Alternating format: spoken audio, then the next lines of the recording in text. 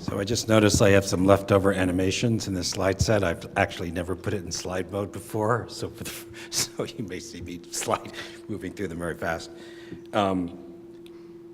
Something quick, so I don't forget. In fact, I'm tempted just to respond to the questions and continue to interrogate Paul, but I don't think I'll remember to say this. The issue of blank nodes in RDF is sort of interesting. They aren't necessarily as unconnected with plausible ontological entities as one might think.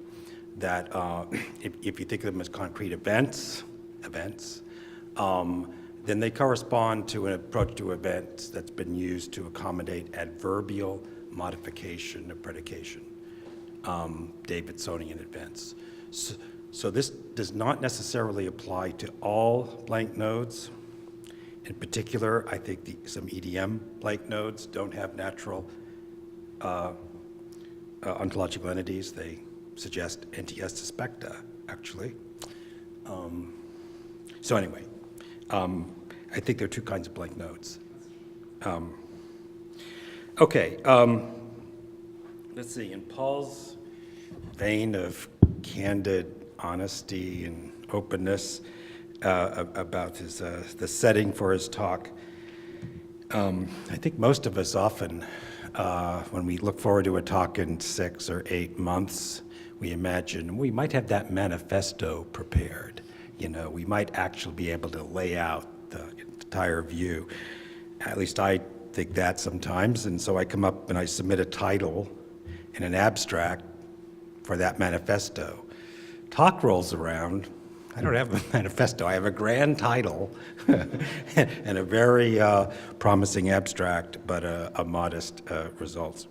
Fortunately, this time I was so late that I smartly chose a title that would do for something less grand. Even though taking modeling seriously could look like it's going to be a serious presentation of an approach to modeling, it's really as much about how we look at anybody's conceptual modeling as it is how we do modeling. And I'll admit that I am fairly, if I say this sort of ironically or self-deprecating way, maybe I'll say that I am a serious modeler. I believe that I'm interested in modeling that attempts to provide an account, a theory, not just a guide to developing a system. And when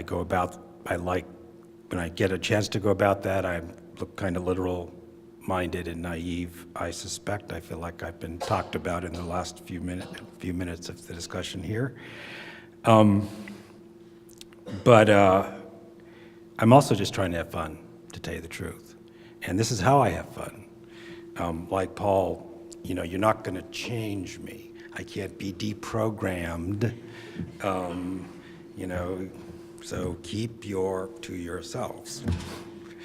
Thomas Zazz has some interesting things to say about people who don't like the fact that other people aren't like them, and they want to change them to be like them. As I said in my abstract, this is not to everyone's taste. Fortunately, what's not to everyone's taste, I'm not going to be doing so much of just now, if I can help it. So, serious modeling versus taking modeling seriously, I think that's what I was just talking about.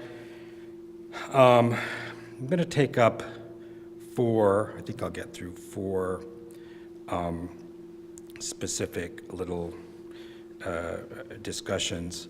One of inheritance in Ferber, one on identity and change and the change in the planet's data model, one on a radio obliqua and the European data model, and types and roles in Ferber. And then I'll try to say something about what is distinctive about humanities data modeling. And I know some of you have seen these before, but I'll try to make them hang together in a more interesting way. Most of you are probably familiar with Ferber, and Paul assumed that you all are, but I'm not going to assume that you all are. I'm going to quickly rehearse the functional requirements for bibliographic records. It's a conceptual model. They use that phrase, and that always perks my ears up.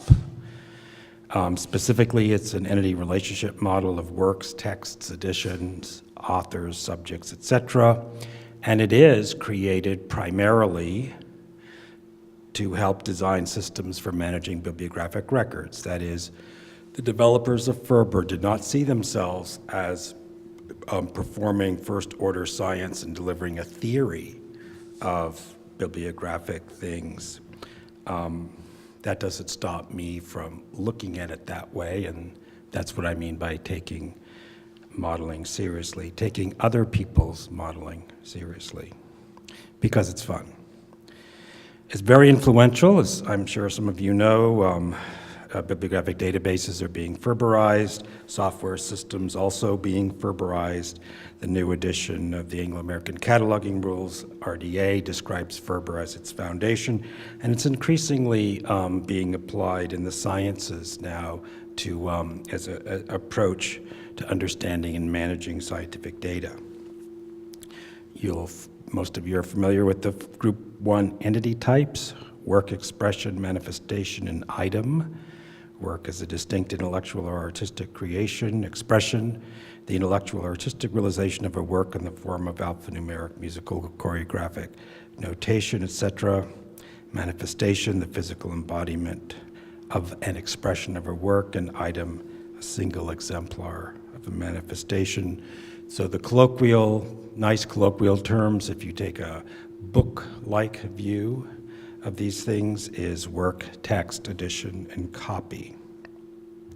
Notice that nice interlocking cascade of definitions. An expression realizes a work, a manifestation embodies an expression, an item exemplifies a manifestation. There's the picture, that's the ER diagram. One-to-many relationship between work and expression, manifestation, item, many-to-many between expression and manifestation. Do you know why? Anthologies. So, in Ferber, each entity type has a distinctive set of attributes. Works, for instance, have attributes like subject or genre. Expressions have attributes like language. Manifestations have attributes like typeface. Items have attributes like condition or location. These are disjoint sets of attributes. Disjoint sets of attributes.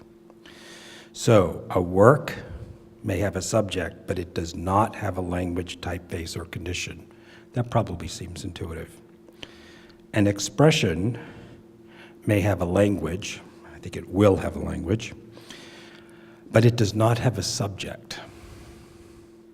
The work it realizes has a subject. The expression doesn't have a subject. And of course, expressions don't have typeface or condition. A manifestation, edition, might have a typeface, but it does not have a subject or a language. The expression it embodies has a language. The expression it embodies has a language, and the work which is realized by the expression it embodies has a subject. And similarly for item. Items can have conditions and locations, but they don't have subject, language, or typeface attributes. Work, expression, manifestation, these seem to be abstract things. We don't actually find them located in space and time. They don't seem to enter into causal relationships. Items, however, do seem to exist in space and time as material things. So, ontologically, you might say that Ferber is an eliminativist approach to the book. Our ordinary book might, I think, be plausibly said to be about painting in Florence and Siena, in French, typeset in Neo-Bauhaus, and mustard-stained. A book might have those characteristics, but in fact, there's no entity in Ferber that has those characteristics. So, I'm fond of Ferber. I've talked about it on a number of occasions before. I'm fond of it because it's an opportunity for me to think in what feels to me like interesting ways about interesting things.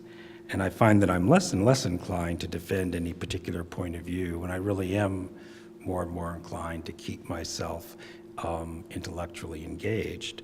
And regardless of exactly what ontology one might want to accept, or if there's an alternative to accepting ontologies, I think it's interesting to take a close look at somebody's effort to identify the entities and relationships that are important to them as practitioners in a particular domain, because that's what we're looking at here. The Ferber Committee was a committee primarily of catalogers.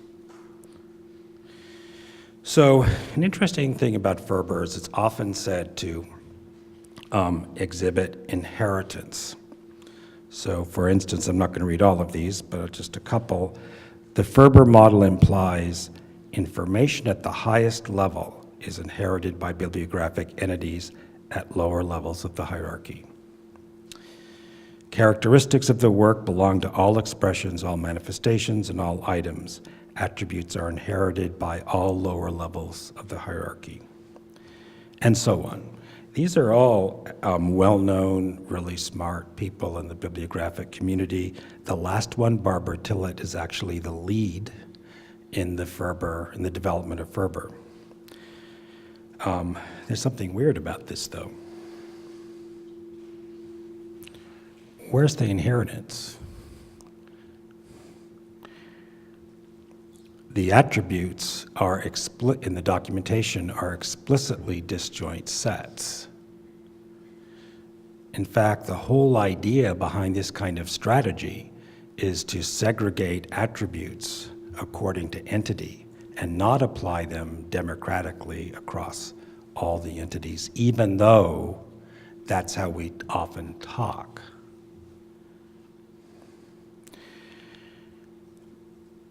There's certainly nothing about this diagram that suggests inheritance. Is there? There are rectangles, it's true, and there are arrows. And it seems uncharitable to suggest that these really smart people looked at this diagram and couldn't recognize it as an ER diagram, but instead saw it as some sort of taxonomic class diagram, which it isn't. It is uncharitable, and I wouldn't put it that way, but it's still kind of curious. There's nothing in the Ferber documentation that suggests inheritance, and there's nothing in this diagram that suggests inheritance. Inheritance, general inheritance of attributes, is inconsistent with the entire strategy that's being deployed here. There's no inheritance in Ferber, despite what the authors of Ferber say.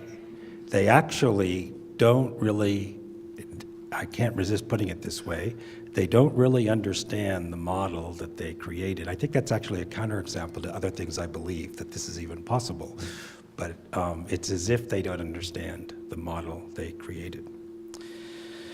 So when I say inheritance, I mean what might be called classical subsumptive inheritance, based upon the set-subset relationship.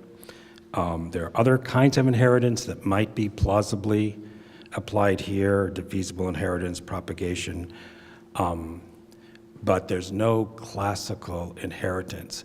And it's easy to see that Ferber itself describes works as abstract and items as concrete. Brace yourself, this seems like a parlor trick, I know. Ferber describes works as abstract, items as concrete. If there is general subsumptive inheritance down the so-called Ferber hierarchy, then Ferber items are also abstract and concrete. But that's ridiculous, right? So here's an alternative way of looking at bibliographic entities. This is another conceptual model. This is from the third chapter called Bibliographic Entities. of a great book by Elaine Savanonius called The Intellectual Foundations of Information Organization. So we start with individual concrete documents, concrete material things, not abstract things. Some of those documents, we might say, are narratively similar. Let's call W1 a set. Let W1 stand for a set of narratively similar documents. Some of those narratively similar documents in W1 might be textually similar. So we can partition W1 into sets of textually similar documents. W1E1 is one set of textually similar documents. W1E2 is another set of textually similar documents. W1E3 another set. I just prefixed the name of these textually similar sets with with W1 to show that they're subsets of W1. So the idea here is that narratively similar documents are physical documents that carry the same story, have the same work. But we want to avoid having to give an account of works. We want to take a more material, nominalist approach to our world. So instead, we stick with individual concrete physical documents and notice that some of them are similar in a particular way, and that lets us form sets of similar documents. So textually similar documents can be similarly grouped into groups according to whether or not they are, in some sense, you have to use a little bit of charity here to make this work, materially similar. So in this way, you can kind of accomplish the same sort of modeling objectives. At least it looks like you might be able to accomplish the same sort of modeling objectives that you could accomplish with Ferber. We can talk, we have the notion of work, only it's not a work, it's rather a set of physical documents that tell the same story. Within a set of similar documents that tell the same story, we have various translations or textual variants, and those are grouped into sets.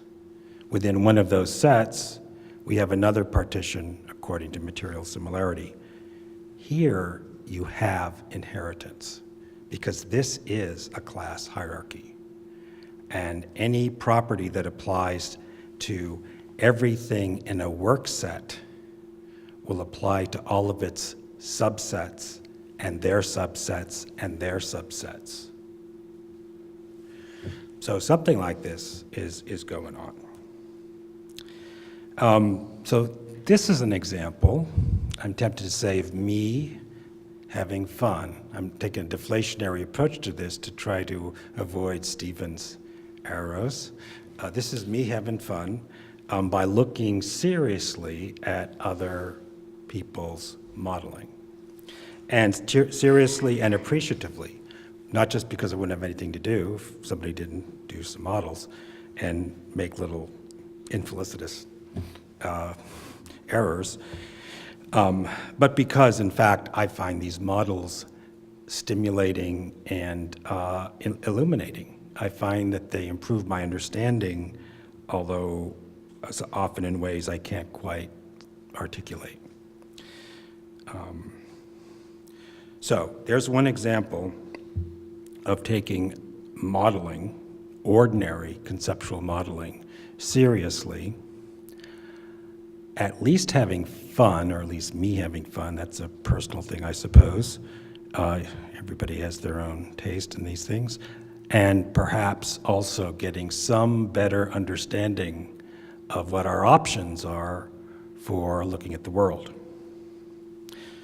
Here's another example. Whenever I see a box and an arrow, I sit right up and look closely. This is from a very widely a well-known, influential conceptual model for preservation planets. And there's a piece of the conceptual model, this is a UML diagram, where the class of digital files is represented with a UML arrow indicating subclass of byte streams. So on this account, a digital file is a byte stream. In the list of attributes for digital files, we see last modification date. And I know this is sometimes a little irritating meditation of mine, but I look at this and say, really? A file is a byte stream and it has a modification date. So a particular file could have been modified. Now, we all talk that way, and maybe that needs to be represented. But if a file is a byte stream, or a byte stream is just a particular sequence of bytes, how can it be modified? What's the it that gets modified? I can understand turning my attention from one sequence of bytes to another, but what is it that once was one sequence of bytes and now is another sequence of bytes? If we represent that in knowledge representation languages like RDF and OWL, in order to bring this into the world of linked data and the semantic web, we will have paradoxes.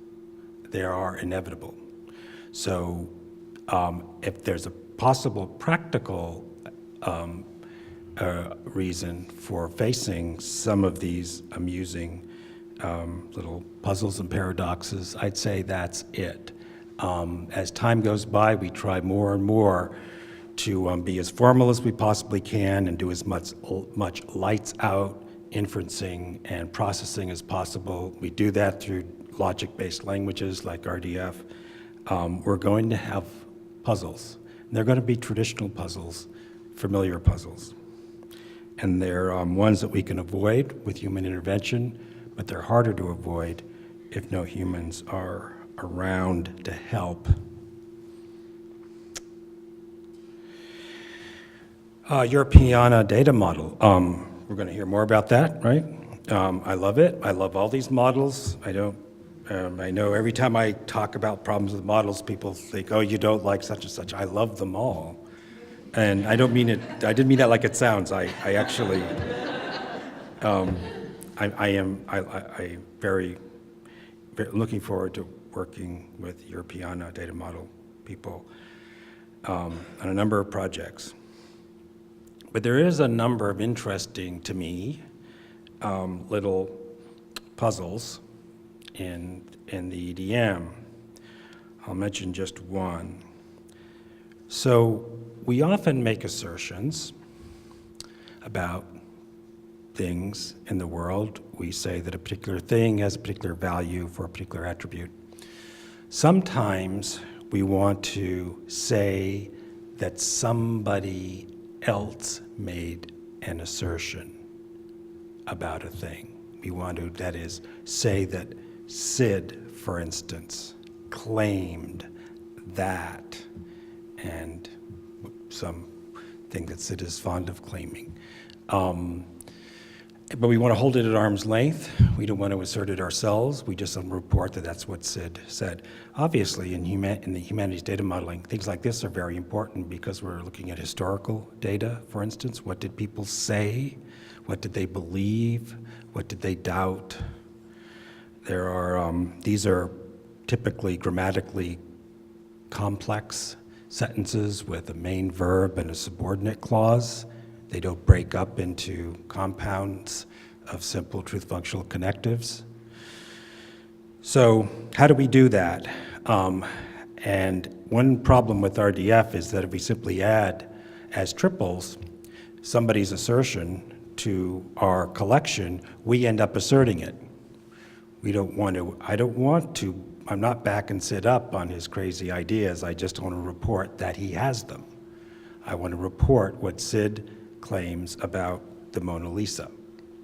I want to add that assertion, the assertion that Sid claims the Mona Lisa is the best painting ever, whatever.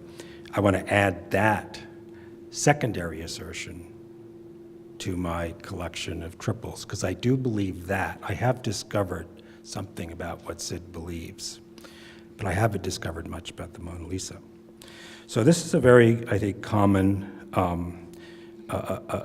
need in humanities data management to represent that a particular assertion was made without accidentally committing yourself to the assertion itself. It's not easy to do in RDF. It's not easy to do, period. We've been puzzling over this for 100 years, at least. But one approach to the problem, which certainly in a sense works, is to define a proxy for the thing you're talking about and make the assertion vis-a-vis that proxy, that that thing. And so now I can collect all the things that Sid has said about the Mona Lisa, and I can have Sid saying it about a proxy for the Mona Lisa, and I represent that proxy as a proxy for the Mona Lisa, but I'm not backing Sid up on his claims about the Mona Lisa.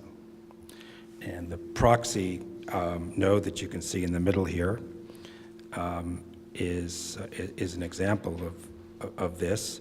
You notice that it's connected to the Mona Lisa by the ORE proxy 4 relationship. And the claim that a particular person, namely Leonardo,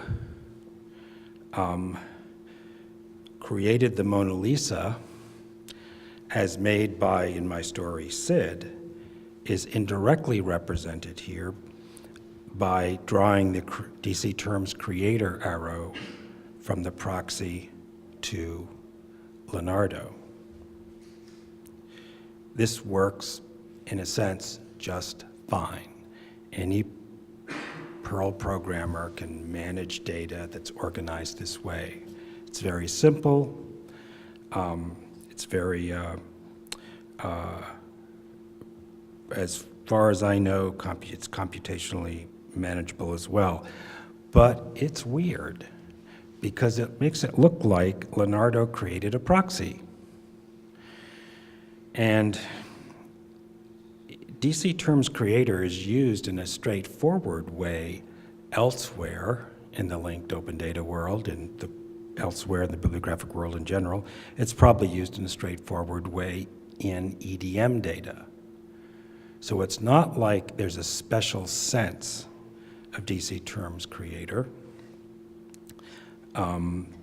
It's rather that there's a particular usage of it, which is somewhat of an idiom.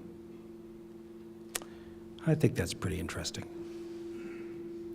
I'll also say, but I won't talk about the fact that the medium, see the medium arrow there, for the Mona Lisa is a Zazz concept wood. I'm not sure that that works either. My understanding of Zazz will have the Mona Lisa, if this is true, made out of the concept of wood and not wood.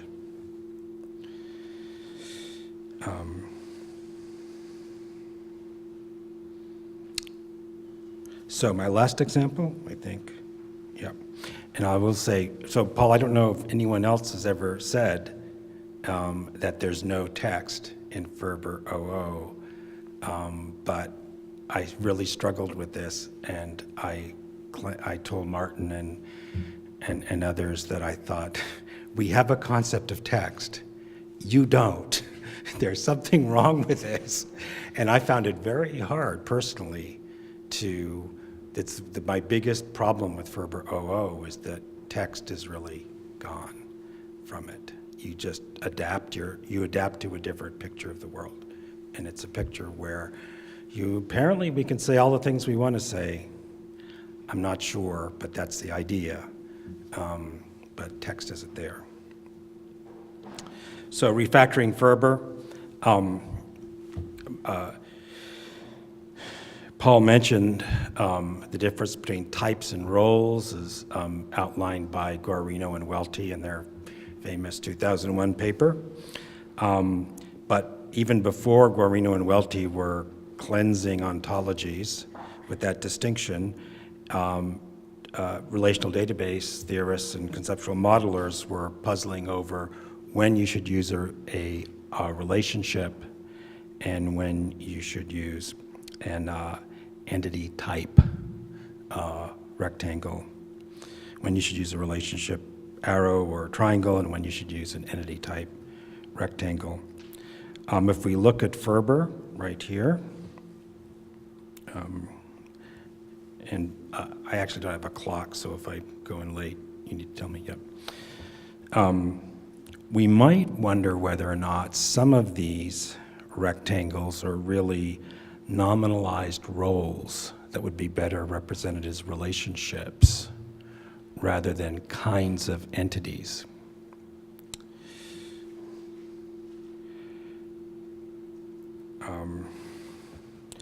So for instance, I'm going to gloss the notion of type and role since Paul didn't. He assumed we all knew. So the distinction, and it is it's one that grows, that's connected to the traditional data modeling distinction of entity type and relationship, but it's somewhat more ontology oriented. So from Guarino and Welty's perspective, there are things in the world like persons, and those persons in particular circumstances enter into roles, particular social circumstances, contingent social circumstances enter into roles. And the types of things that there are can be identified, according to Guarino and Welty, by noticing that to use the example of a person cannot cease to be a person, nor could a person have been without ceasing to be, nor could a person have been anything other than a person. So a person is not something else in some other possible world. Students, on the other hand, can cease to be students very easily, and they frequently do cease to be students. And persons who are students in this possible world might, in other possible worlds, have never been students. So using that test and some other similar ones, we can distinguish kinds of things from the roles that the kinds of things enter into. And if we restrict our rectangles to things that are kinds of things, then expression in particular, we'll start there, and there probably, looks like it might be more of a role than a kind of thing. That is, meaningful text is meaningful text in virtue of the contingent social context in which those symbols exist. So we might say that an expression is a symbol structure in a particular social context in virtue of which it has the meaning that it has. So if we take that approach, we can replace not only expression, but it's a longer argument, but manifestation as well with the notion of symbol structure as a kind of thing, and argue that symbol structures do what they do in the case of expressions, realize works, only in virtue of social context, convention, intentionality, human epistemic agency. It's not in nature, it's in us, and it takes a village. If so, we now have symbol structures here, and the roles remain the same. A symbol structure is a text if it realizes a story. A symbol structure is an addition if it embodies a symbol structure that realizes a story.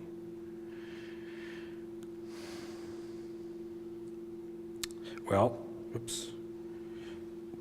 Generally in ER diagrams, we don't use two rectangles for the same set.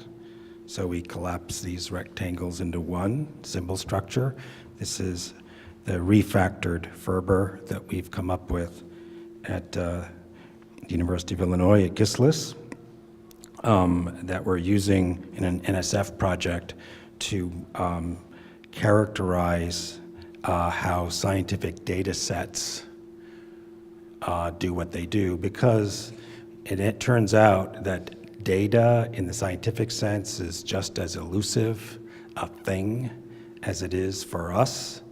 And in general, we found that most of the nouns that we're used to using end up not having anything to refer to by the time we're done with our analysis. So fewer and fewer things, more and more roles. I can talk more about this some other time. So this is the last slide. I thought I'd try my hand at answering the question, what is distinctive about humanities data modeling? And I think it's intentionality. It's the fact that we're involved, people. When we're modeling cultural data or humanities data, we're modeling entities and relationships that exist only in virtue of intentionality-laden social activity. The things we're modeling, I'm tempted to say, would not exist if we weren't in the picture. They exist only because of social action, social, intentional, cultural action. The method, I like using the word hermeneutic whenever I can, which is rarely. I'm going to say our method is hermeneutic analysis carried out by agents capable of creating the sorts of things they're studying. The reason we can do this work is because we're the kind of thing that can create these relationships. That's what makes doing this work possible for us. We know about these relationships from the inside. And the challenge is, how do we adapt modeling methods, most of which are based upon standard first-order logic? I know many of them here are based on grammars, but conceptual modeling in general is based on first-order logic, and first-order logic is notoriously impotent at representing intentionality, and that's our problem. And that's it.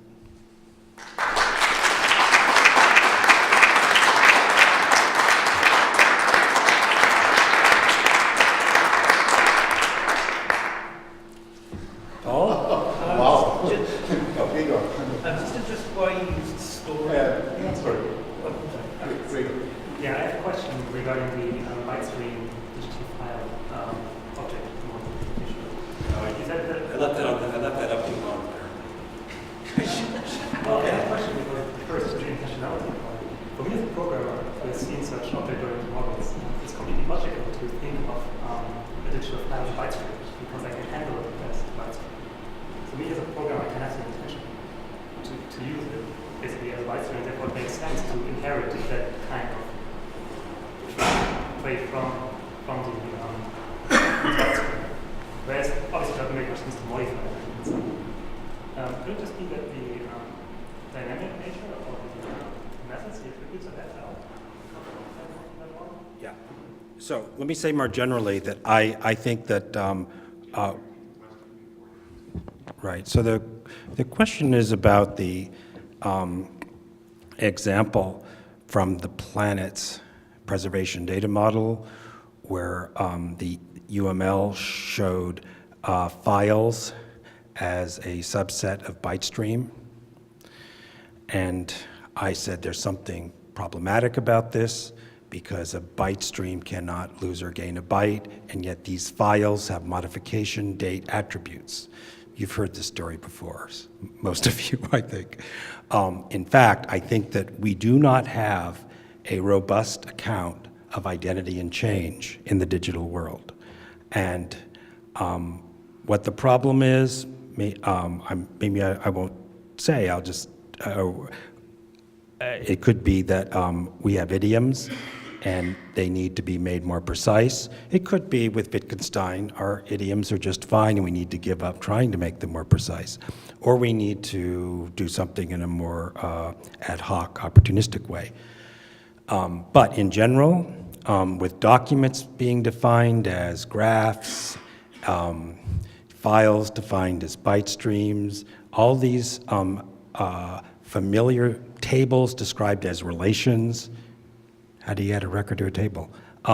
These, to me, for me, the reduction of familiar digital objects to their discrete mathematical, to these discrete mathematical constructs is problematic because it doesn't seem to allow us to give an account of identity and change.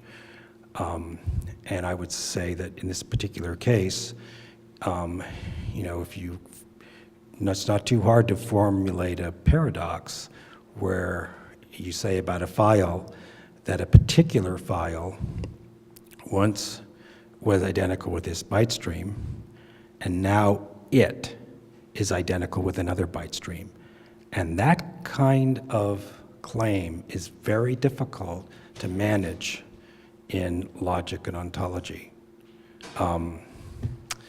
Because it seems like byte streams have their bytes, essentially. That's why we call them byte streams, and this is a planet's preservation model. Fixity is a key feature of this model, and fixity is the bytes in a particular order. Just in that refactoring further, right, these stories that are set of concepts, which apparently is what the original Ferber people meant by work. At least that's what it says in the Ferber documentation. Again, repeat the question. Alan had changed what was work as the top level Ferber entity in his refactoring as nominalized roles. He changed work to story, and I was just interested whether that was First, let me. the term you really wanted there. No, the term I really wanted there is stories, plural. So I made that slide today. So that should have been stories, plural. Namely, it's that rectangle represents the set of all stories. Just like in the original Ferber diagram, the rectangle represented the set of all works. I know we talk about the work entity, but that's an unfortunate recent terminology that's been applied to conceptual modeling. The original term was entity type, and that rectangle is supposed to be a set. So my example refactored the top rectangle, stories, the set of all stories. Stories, the colloquial term. It's intended to be colloquial term, stories. Alan, thank you for that talk. It was fabulous. It was compelling. Fabulous. It was fabulous. It was, but What's he accusing me of? it was provocative and also very well presented. I want to get back to Sid's crazy ideas about the Mona Lisa, because I thought that your presentation of knowing nothing at all about the Vietnam stuff, your presentation of that dilemma was actually really interesting because I think it actually encompasses in miniature something we've actually been talking about all day, which I think is really, really important. It comes to also your last point, which is that the naive response to this would be, well, why are we inventing a proxy representing the Mona Lisa when our assertion is saying something about Sid, right? And if you follow that down, it's like, well, okay, so we represent the Mona Lisa with a proxy so that we can get out of this problem of merging Sid's assertions with ours, and then we follow this down so that we introduce a proxy for Leonardo because Sid is also saying something about Leonardo.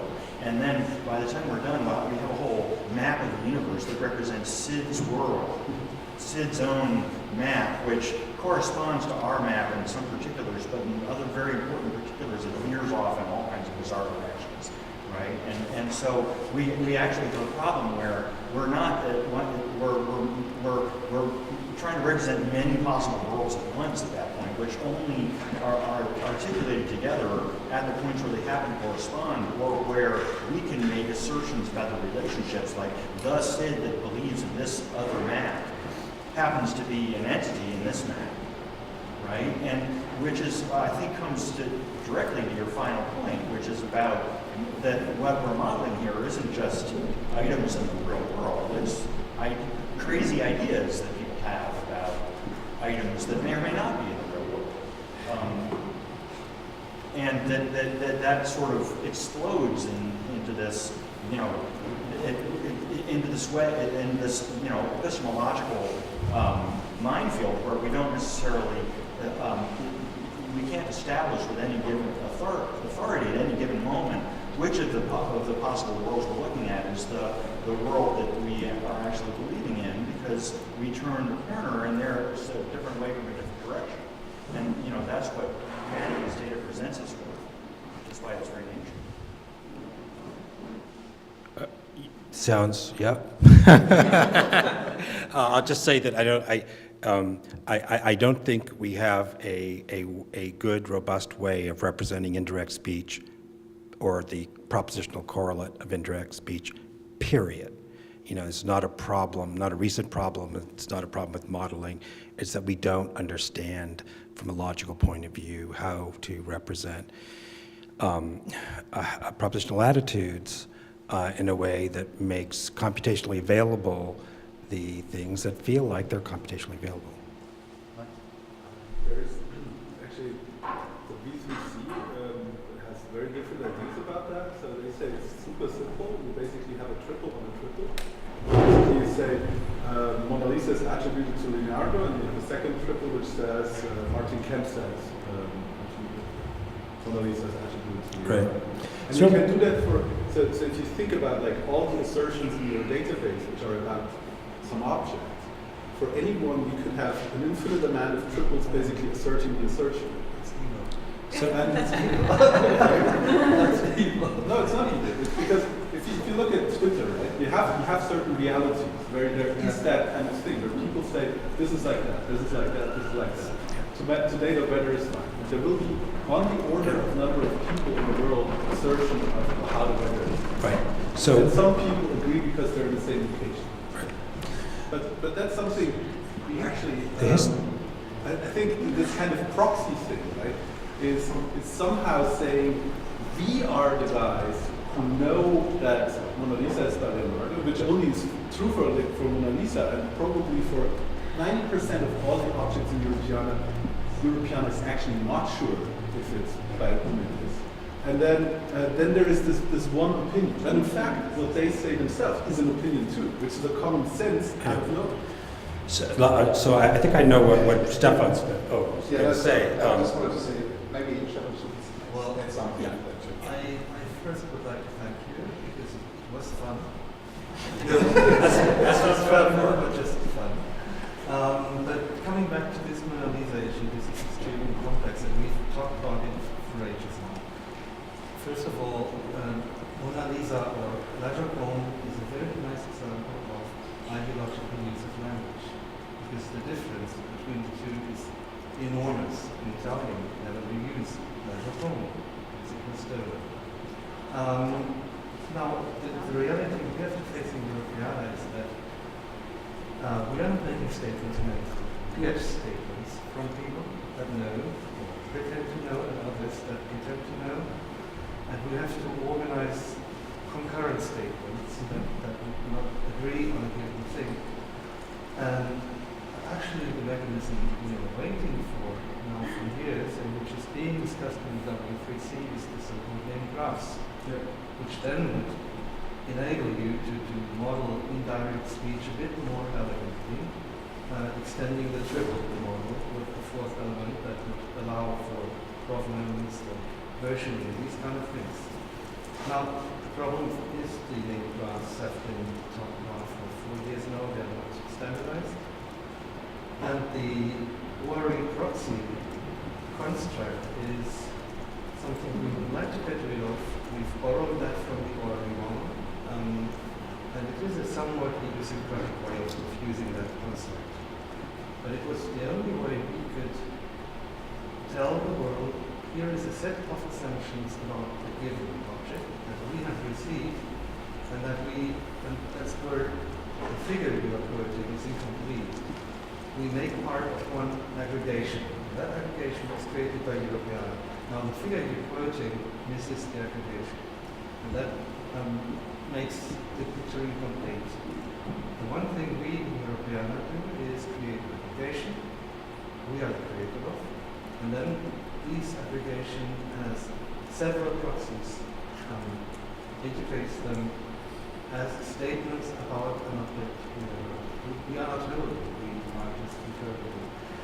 But I totally agree with you that this is suboptimal, and I'm wondering still whether the name graphs will really solve. Here's my question to you. Yeah, so here's, and to be fair to your beyond, I mean, at this point, there's a nice little paragraph in, I don't know which document, that in effect says, I know what you're going to say. But I just said, but really, when we thought about the alternatives at the time, and this was the best thing. But I ignore paragraphs like that because they interfere with my enjoyment of the modeling. But more broadly, the W3C has a kind of, to my mind, amusing history of trying to deal with radio obliqua. If you look back at the beginning days of reification, for instance, and especially the email lists where they discuss realizing what the consequences would be of RDF semantics for reification, which was designed to do this kind of thing. The problem is not a technical one. And this is what actually irritates me a bit about even the phrase name graphs. Name graphs is sort of an encoding of a representation, and the representation has a semantics. Many different ways we can encode that representation. There's nothing special, about graphs. But the fact is, we don't know, I don't think we know how to do the semantics for what it is that we're representing.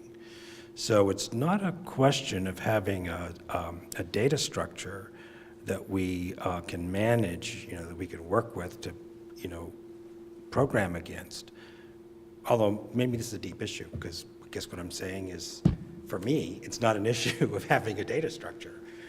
It's an issue of understanding what the semantics is of what the data structure, of the language the data structure, semantics of the language the data structure encodes.